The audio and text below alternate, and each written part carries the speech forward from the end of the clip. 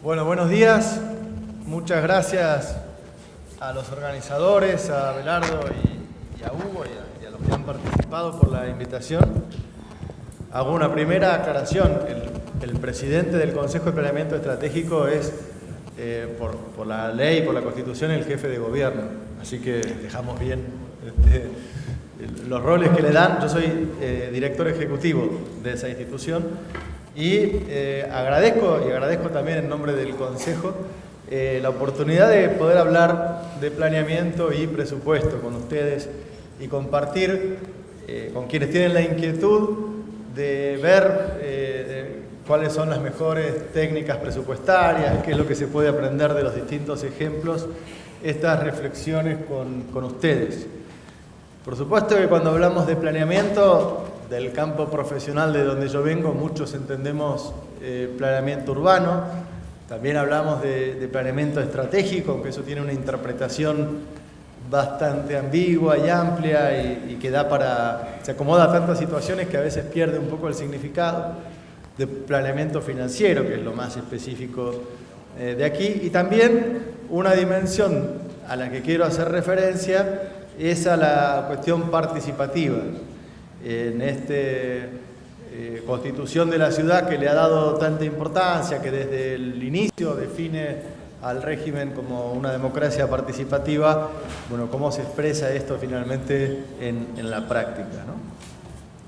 Entonces, todo lo que digamos sobre la importancia de la relación entre estos dos conceptos, entre planeamiento y presupuesto, es poco, ¿no? Nosotros sabemos que el planeamiento, si no está asociado al presupuesto, no deja de ser una expresión de deseos interesante, pero es una lista de Navidad de lo que nos gustaría que pase, sin los medios para que eso pueda ocurrir. Y por supuesto que el presupuesto, sin las prioridades que pone un planeamiento más integral, también pierde una parte de su importancia.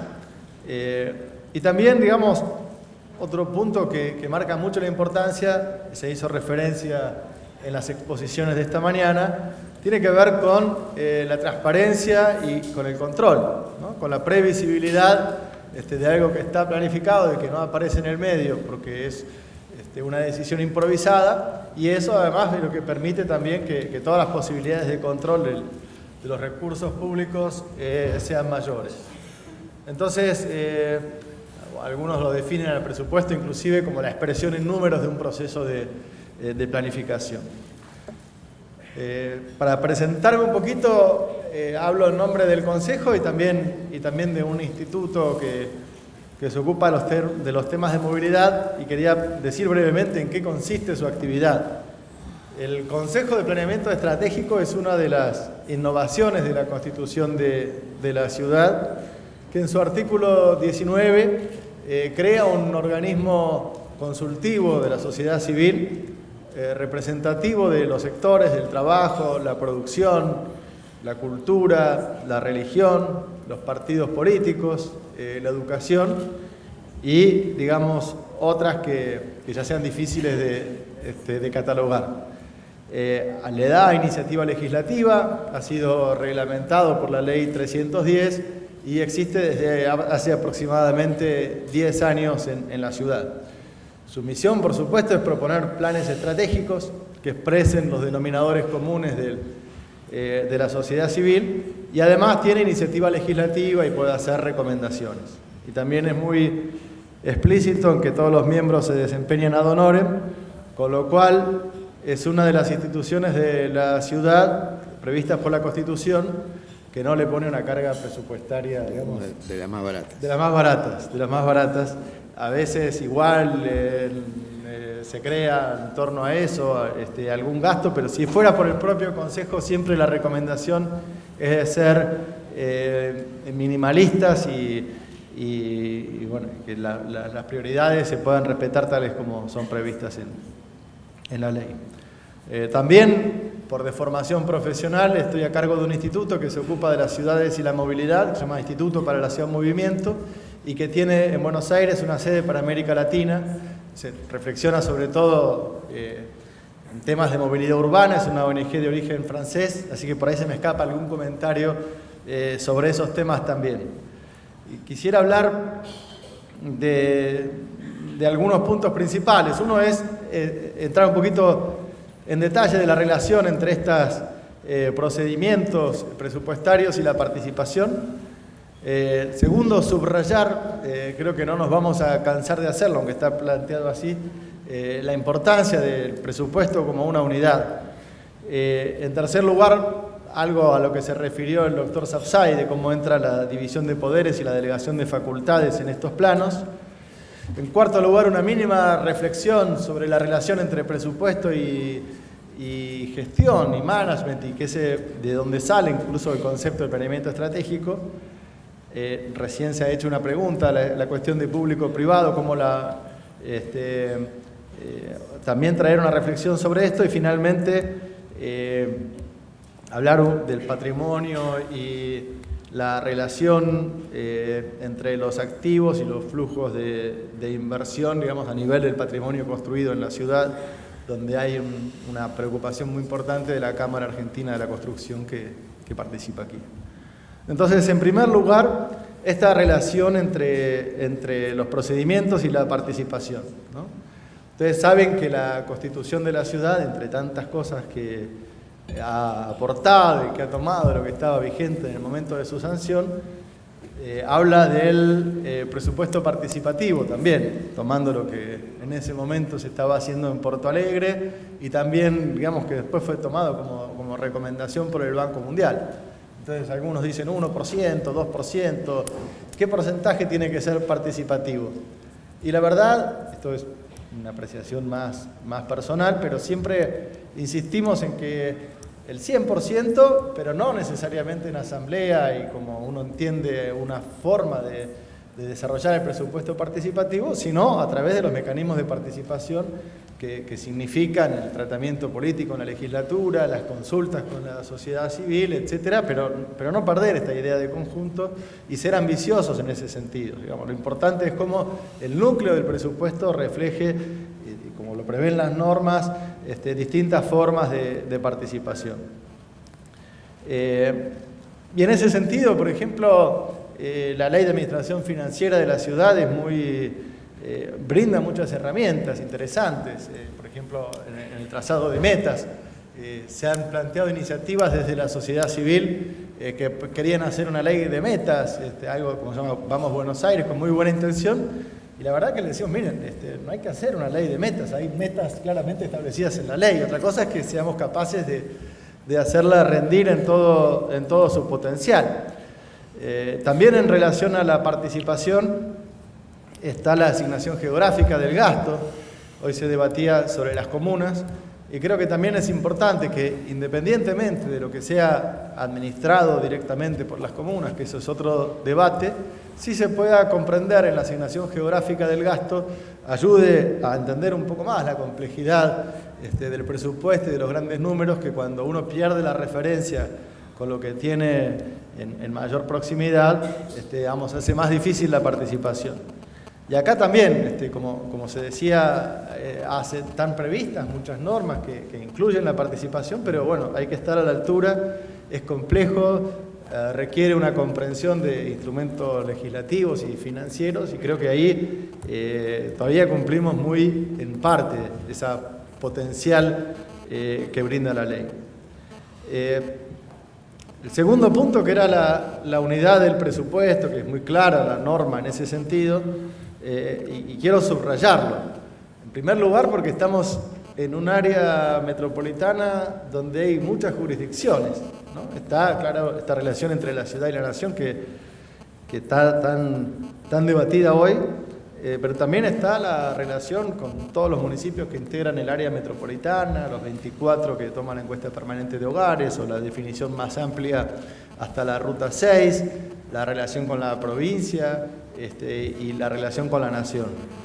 Uno podría avanzar en un cierto grado de autonomía, pero es verdad que la interdependencia entre las jurisdicciones no va a desaparecer, como no desaparece ningún área metropolitana compleja en el mundo. Entonces ya hay bastante atomización por ese lado, como para que nosotros podamos permitirnos que se atomice lo que tenemos la ciudad núcleo del área metropolitana, que es la que tiene más población, que está en el centro, que tuvo en el origen de su crecimiento, que es la ciudad de Buenos Aires. En ese punto nosotros insistimos mucho desde el Consejo en tener una perspectiva metropolitana.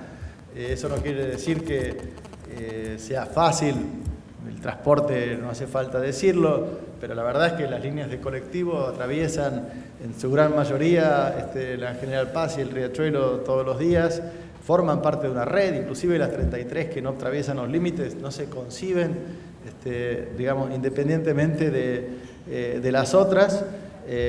Y entonces es importante que para esa articulación lo que se presenta desde la Ciudad de Buenos Aires, por empezar, tenga la perspectiva y además tenga su coherencia interna. Inclusive hay competencias sobre las que discutimos mucho, como la policía y el transporte, porque ya han sido objeto de tratamiento en el Congreso de la Nación también. De hecho, en el transporte hemos planteado previamente a la última discusión del traspaso de los subtes y colectivos, tratar de rescatar la ley que creaba el ECOTAM de finales de los años 90, que creaba un ente de coordinación del transporte para el área metropolitana entre la ciudad, la nación, la provincia de Buenos Aires y 18 municipios que tenían que adherir. Y que como nunca adhirieron, nunca se hizo operativa la ley y quedó, por más que estaba sancionada, y quedó un poco en el olvido. Pero sí la importancia de, por lo menos, las 3 jurisdicciones básicas en coordinación para el desarrollo de las políticas que necesariamente tienen que ser interjurisdiccionales. Y también hay otras competencias nuevas que todavía no han entrado en este debate, pero que hoy empiezan a requerir de los gobiernos locales políticas específicas. Por ejemplo, otro tema que también está en debate en la Argentina en este momento, en materia energética. Todos los tratados internacionales para la lucha contra el calentamiento global y para el desarrollo de planes climáticos requieren, por empezar, un rol muy activo de las ciudades y, por otro lado, esto que hasta ahora se tomaba básicamente desde los estados nacionales y eventualmente desde las provincias, que se pueda, digamos, empezar a tomar desde las ciudades. De hecho, el área metropolitana de Buenos Aires tiene un consumo de aproximadamente un 40% de la demanda energética del país y, de acuerdo a las pautas que fije, digamos, puede tener muchas influencias de largo plazo. Pero el tercer punto, que es la división de poderes, y ahí también hace referencia a la cuestión participativa. Digamos que si hay un mandato claro que tienen los cuerpos legislativos es el de votar los presupuestos como ley de leyes. Y por eso también el artículo 84, creo que es de la Constitución, que habla, no le permite delegar las competencias, le da un rol muy importante a la legislatura. Y ahí hay un tema que a veces puede entrar en conflicto con esta interpretación, que es el uso, por ejemplo, de las figuras de concesiones de obra pública, ¿no? Que es una forma de permitirle a entes que pueden ser de derecho privado, pero entes públicos, administrar recursos que entran por vía de peajes u otras vías, tomando decisiones sobre el futuro de la infraestructura, pero que no pasan necesariamente por el mismo análisis de prioridades que tiene que tener un presupuesto integral. Entonces, a veces cuando cuesta conseguir los recursos para inversiones en infraestructuras que se consideran importantes, como la expansión del subterráneo, nos encontramos con el límite de recursos y, por otro lado, existen recursos que permiten desarrollar otras infraestructuras que son importantes, pero que tal vez, si pasaran por este mismo tamiz de prioridades, se verían de otro modo. Por ejemplo, la construcción de nuevas autopistas en la ciudad. Un punto que también ha sido muy mencionado hoy es la relación entre lo público y lo privado, las asociaciones. El Consejo de Planeamiento Estratégico es, de hecho, un ámbito, de alguna manera, público-privado, porque está en la órbita del Poder Ejecutivo, pero tiene la integración de cámaras, sindicatos, universidades, etcétera. Y por supuesto que la ciudad requiere de ese tipo de asociaciones. Ahora, creo que es interesante también traer la experiencia de otras ciudades que han avanzado mucho en estos planos y que han ido y nosotros a veces tomamos en consideración lo que habían hecho a la ida y que ahora están un poco de vuelta en otras cosas, y creo que es bueno que nos actualicemos. Por ejemplo, en Londres se había dado una concesión de lo que llaman PPP o digamos partenariado público-privado para la gestión y extensión de la red de subterráneos locales, con un debate interesante, porque además también fueron a la justicia ahí entre el Estado Nacional y el gobierno metropolitano de Londres. Bueno, fueron un poco al revés que aquí, porque ahí la pelea era para ver quién tenía la competencia, ahora acá está planteada un poco en otros términos. Pero lo que es interesante es que la ciudad de Londres metropolitana quería, en vez de darlo en concesión, conseguir el financiamiento mediante un préstamo y poder pagarlo con la propia tarifa de explotación. Finalmente se dio, y lo que es interesante ahí es que había un árbitro de la concesión que dijo que no estaban cumpliendo con las metas de inversión ni con las metas de obras, no habían conseguido el dinero necesario y finalmente, es como que se presentó de vuelta a licitación y la propia ciudad de Londres ahora, con un gobierno conservador, pero digamos se hizo cargo directamente de la explotación y de la ampliación de la red. Creo que ahí hay una experiencia interesante para evaluar en profundidad, ¿no? Y la otra cosa que han debatido ellos es si esa deuda que asumen los privados en el marco de estas concesiones se incorpora a la deuda pública y, digamos, supera los ratios o no de endeudamiento, porque al final cuando funcionan bien, bárbaro, pero cuando funcionan mal, el Estado se tiene que hacer cargo de todos modos. Y bueno, creo que ahí hay una experiencia para evaluar. Y con respecto al patrimonio, y tomando algunos otros temas, si quieren, un poco más lo que es materia de reflexión del Instituto. Bueno, primero quiero traer esta cuestión que plantea la Cámara Argentina de la Construcción, de tomar muy en cuenta la gestión de activos en el presupuesto, ¿no? En general tendemos a pensar por los flujos anuales de inversiones, lo que más emociona, lo que más debate, se hace algún tipo de medición en la ciudad, pero para poder mantener el patrimonio público construido sin que se deteriore, hay una masa importante de recursos que habría que destinar para que no estén algunos en un estado que no es el correcto.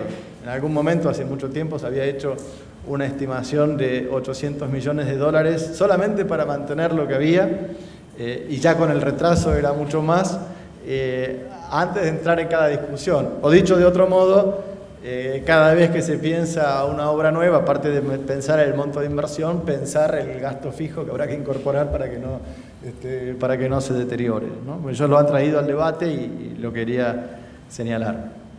Y otra cuestión, y que dado que este es un encuentro iberoamericano, me parecía importante señalar, es que estamos en una región en América Latina muy urbana, ¿no? De casi 600 millones de habitantes que tenemos, prácticamente un 80% vive en ciudades, Argentina bastante más.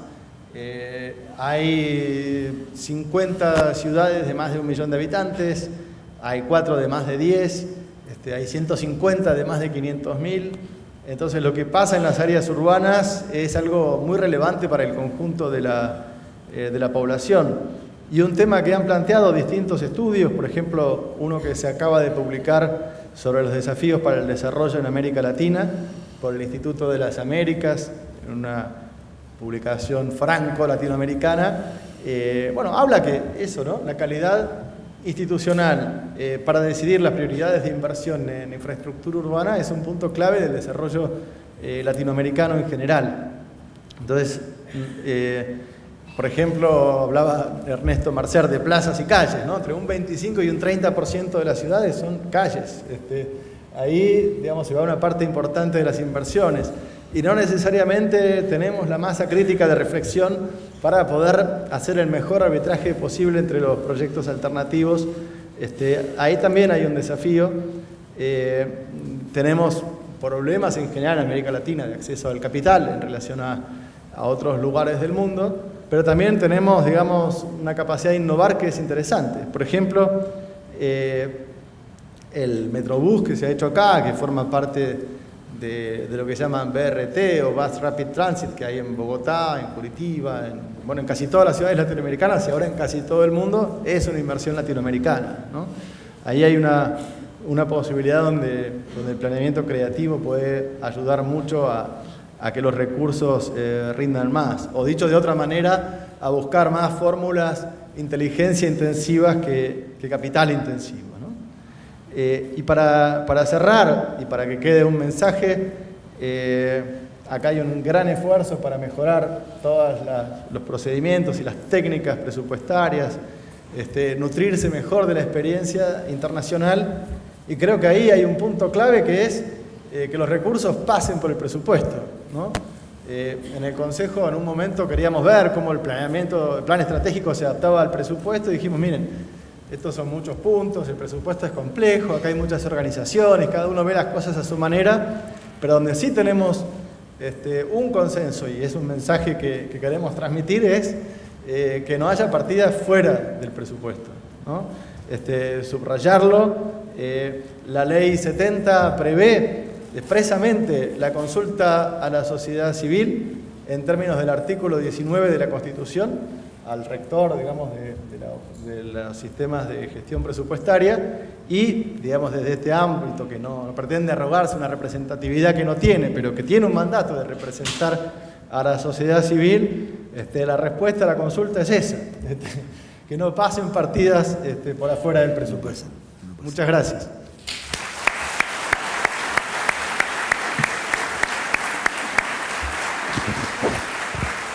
Le agradecemos al arquitecto Andrés Bordagaray hablar sobre planeamiento y presupuesto. Ahora le damos la palabra a su moderador, el contador Hugo Calegari. Gracias. Dos cositas, simplemente una reflexión antes de dar lugar a las preguntas y una aclaración. No hay partidas por fuera del presupuesto en la ciudad, salvo alguna que se escape muy marginalmente, que está escondida abajo de algún cajón que no lo podemos encontrar, pero no hay partidas por afuera del presupuesto. Y esto lo hemos debatido varias veces, Andrés, el punto de cómo articular lo que es el planeamiento y más específicamente lo que es el planeamiento estratégico con respecto al presupuesto. Y ciertamente que es una materia difícil de articular porque todo lo que suena como estratégico tiene más como un cierto vuelo político de libre pensamiento, y todo lo que es presupuestario, los contadores decimos que el presupuesto es una cuestión micro porque va al detalle. Es difícil de bajar a tierra ese libre pensamiento a las restricciones y a las condiciones metodológicas que tiene el presupuesto, y fundamentalmente a las restricciones financieras del cual es el principio básico del presupuesto. En tu experiencia, en tu cabeza, ¿qué se podría hacer para mejorar esa conversación entre el libre pensamiento y la realidad? Creo que ahí tenemos un desafío en la parte de tratar de articular los consensos, en ser muy minimalistas, ¿no? Creo que ahí el defecto es que se extienda en demasiados temas, demasiadas recomendaciones que al final se terminan diluyendo y ya no se sabe lo que se quiere decir. Por eso la propia restricción que tiene el presupuesto, que tiene que contar dentro de los recursos que administra, creo que es un ancla muy importante, de ida y de vuelta, ¿no? Acá somos nosotros los que tenemos que tomar ese desafío. Hemos hecho inclusive seminarios específicos. Pero la cuestión, tal vez poner un poco el énfasis en el plan plurianual de inversiones, y dentro de eso en aportar criterios a la evaluación del banco de proyectos que ustedes tienen, que reúne, digamos, evaluaciones muy interesantes, y creo que ahí podría haber un punto de contacto un poco más específico. Plan plurianual tenemos, la discusión de los 3 años se da en la legislatura. Ciertamente habrá que perfeccionarlo, pero digamos, las herramientas las tenemos en curso. Ahora, si vamos a las preguntas, tenemos un tiempito para ello. La primera pregunta es en relación con el rol de las asociaciones, de la sociedad civil, que forman parte del COPE, habida cuenta de que está definido un área metropolitana y el COPE formalmente está en el ámbito de la ciudad. Pero por otra parte, los expositores anteriores hicieron referencia a la interrelación que existe en todos los aspectos, educación, salud, etc. Entonces, esto ligado a la parte presupuestaria, ¿no es cierto? Que obviamente se asignan recursos a salud, a educación, habida cuenta de que muchos argentinos de todo el país también participan de muchas maneras, trabajando, transportándose, requiriendo servicios de todo tipo. Bueno, esa era una pregunta. Obviamente está relacionada con la segunda pregunta, es decir, que se maneja el área metropolitana en forma independiente, tiene su presupuesto, tiene sus autoridades, tiene su planeamiento local, que naturalmente no encuadra dentro de una visión, digamos, integradora, ¿no?, en un área. Y el tercero, pues obviamente está relacionado con los dos primeros, es el presupuesto, que el presupuesto de la ciudad tiene que ver con la ciudad, de la provincia con la provincia y cada municipio con cada municipio. Entonces la pregunta en definitiva es, respecto a estos 3 tópicos, ¿cuál es la visión o cuál es la tendencia hacia lo que se va en el Consejo de Planeamiento Estratégico? Bueno, creo que justamente un rol del Consejo, dado que no tiene una actividad ejecutiva directa, es poder tener esta mirada que trasciende los límites administrativos y ir a la escala donde se plantean, donde está la solución a algunos de los problemas reales, que es la escala metropolitana, ¿no? Que es bueno, tratar de poder responder en ese sentido. Digamos, eso de que bueno, somos independientes del área metropolitana, yo sé que no es lo que estás diciendo, pero creo que somos muy interdependientes, ¿no? La ciudad, si no tuviera el trabajo que viene del área metropolitana, el intercambio, forma parte de una unidad económica y social más amplia, que no tiene los límites administrativos. Y al mismo tiempo el presupuesto de la ciudad, en parte también, bueno, algunos de los recursos se generan con eso y también los gastos del presupuesto atienden a necesidades del área metropolitana. La cuestión ahí, en todo caso, es cómo se pueden mejorar y ampliar los entes interjurisdiccionales que existen, que hay muy poquitos, como el Mercado Central, el CEAMSE y otros, ¿no? Hemos hecho acciones simbólicas como declarar miembros honorarios del Consejo a los intendentes del área metropolitana, pero eso es un poco aparte. Y tal vez desde el punto de vista analítico poder tener algunos presupuestos consolidados en acciones que requieren concertación o planeamiento a largo plazo entre distintas jurisdicciones, bueno, pero eso ya tienen bastantes desafíos, no sé si eso es posible, pero sí sería una información creo que interesante, ¿no? Después cualquier cosa sigo. Me permito contestar una parte transversal de la pregunta. Respecto a esta interacción en el área metropolitana, cuestión que se viene discutiendo creo que hace más de 40 años, si tomamos en cuenta que la ciudad de Buenos Aires mantiene la misma cantidad de población que hace 40, 50 años atrás, claramente lo que se ha producido es un incremento en la población y la demanda en los cordones suburbanos. Y como hace rato que se viene trabajando o discutiendo, pero no se termina de discutir el tema del área metropolitana, me parece que si la pregunta está orientada en cómo mejorar los presupuestos, sobre todo en la ciudad, porque es el ámbito que nos ocupa, referido a dar contención y prestación a esa demanda adicional que viene de la periferia y cómo, de alguna manera, reconocer o identificar la plusvalía de la recaudación que tiene la ciudad por todo lo que viene del conurbano, me parece que amerita una fuerte discusión política en la zona, que yo, como digo, y los que me conocen, el que tiene mayor responsabilidad es el que tiene más poder, por lo tanto no le pidamos a la Ciudad de Buenos Aires que sea quien encabece este proceso, más allá que se plante como le corresponde en reclamar lo que hay que hacer. Pero digo, no está en su capacidad, creo, no tiene una capacidad convocatoria como para poder reunir a todos los actores para plantear una discusión de esta naturaleza, más allá de expresarlo.